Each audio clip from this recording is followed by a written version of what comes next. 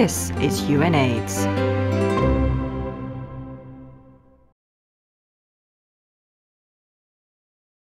Every month, about 1,500 new papers come out in the scientific literature about HIV. The most interesting papers are selected, and an external editor will write a short comment on each of those. Anyone who comes to the website will therefore be able to inform their activities, their advocacy, their policies, and check that they're really based on evidence and the facts.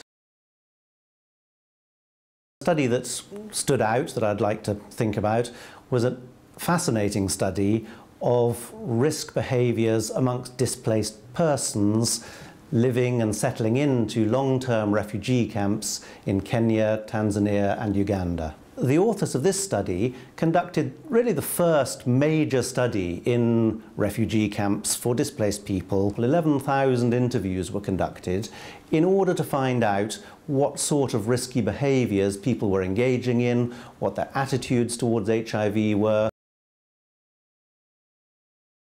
There was no evidence at all that people in the camps had riskier behaviour. In fact, if anything, behaviour tended to be slightly less risky from the participants within the camps than from surrounding communities. So I think that fundamentally this study challenges the widespread perception that people who are already in difficult circumstances because of being displaced or refugees, we can now dispel the idea that such people are also at particular risk for HIV and risky sexual behaviour.